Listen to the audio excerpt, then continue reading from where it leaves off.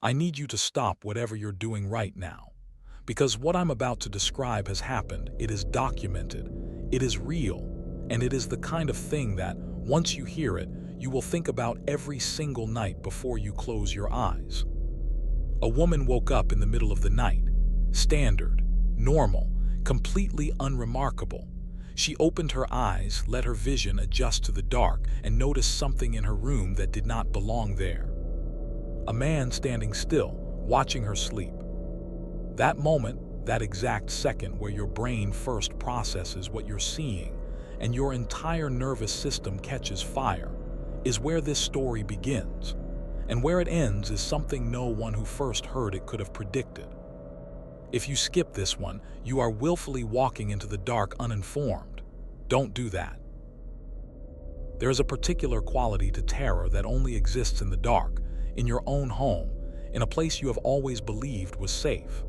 It's different from fear you experience outside, different from an accident, a threat on the street, a dangerous situation you walk into. This kind of fear is different because the safety was supposed to be guaranteed. Your home is supposed to be the one place where nothing unexpected enters without your permission. And then something does. The woman in this story, whose identity has been kept private in published accounts, woke up sometime in the early hours of the morning. She had been sleeping alone. She lived alone. The doors were locked. The windows were closed. The alarm had not gone off. There was no sound, no indication that anything was wrong. And yet when her eyes adjusted, there he was, a man she did not recognize standing at the far side of her bedroom, not moving, not speaking, just standing there watching. Her first instinct, as she described it, was paralysis, that primal physical inability to move that happens when the brain is overloaded by threat processing. She couldn't scream. She couldn't reach for her phone. She could only look at him and try to understand what she was seeing. He was wearing dark clothing. He appeared calm, and he was staring at her with an expression she described as completely, unnervingly neutral. She eventually found her voice. She asked who he was. He did not answer. She asked what he was doing. He did not move. She grabbed her phone. He still did not move. And it was only when she pressed the screen to dial, when the light flooded the room, that she saw something that made the situation even worse, not better. Because in the light, she could see his face clearly for the first time, and she recognized him. Not as someone from her personal life, not as an ex-partner or a neighbor or a former acquaintance.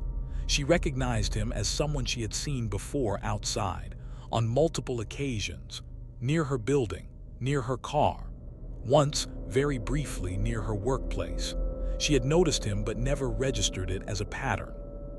She had been watched, systematically, patiently, over a period of time she still cannot fully account for, and at some point, the watching had shifted to entering.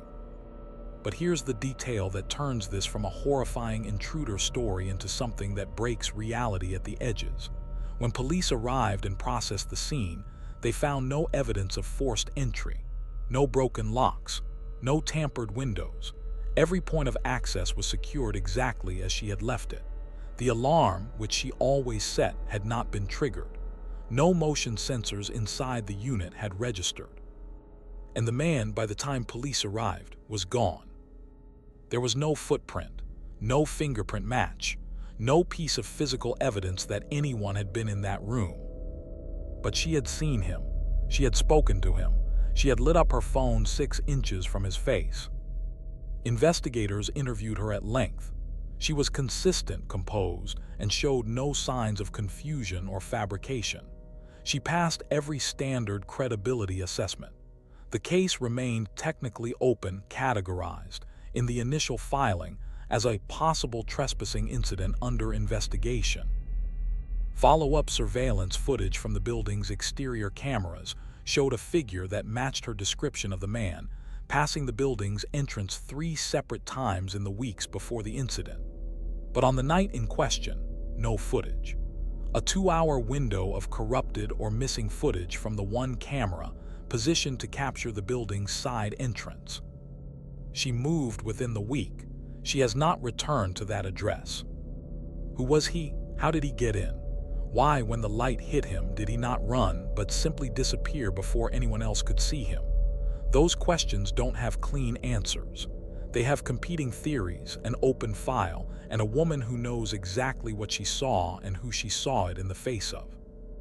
And in the years since, 2 separate residents of that same building have reported, independently and without knowledge of each other, waking up at night with the feeling that someone was in the room.